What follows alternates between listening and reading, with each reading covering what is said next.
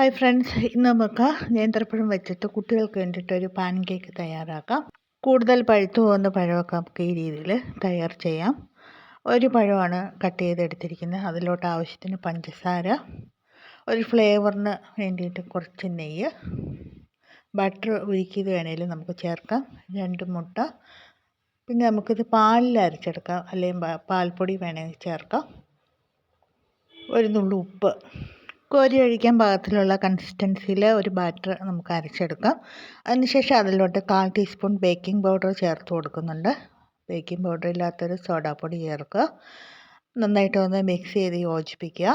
ഇനി ഞാൻ ഇതിലോട്ട് ഗോതമ്പ് പൊടിയാണ് എടുത്തിരിക്കുന്നത്. മൈദയാണെങ്കിൽ കുറച്ചും കൂടെ സോഫ്റ്റ് ആയിട്ടുള്ള പാൻ കേക്ക് നമുക്ക് ലഭിക്കും. ഇത് കുറച്ചുകൂടെ ഹെൽത്തി ആയിട്ടുള്ളതുകൊണ്ടാണ് ഇതെടുത്തിരിക്കുന്നത്. നമുക്ക് ഗോതമ്പ് പൊടിയും കൂടി ചേർത്ത് ബാറ്റർ റെഡിയാക്കാം. കുട്ടികൾക്കായതുകൊണ്ട് നമുക്ക് സ്പെഷ്യലായിട്ട് കുറച്ച് ഒരു ഡെക്കറേഷൻ പോലെ നമുക്ക് 2-3 പീസ് നേന്ത്രപ്പഴം ഒന്ന് വഴറ്റിയെടുത്ത ശേഷം അതിന് മുകളിലോട്ട് ബാറ്റർ ഒഴിച്ച് കൊടുക്കാം. അതിനുശേഷം നമുക്ക് മറിച്ചിടാം.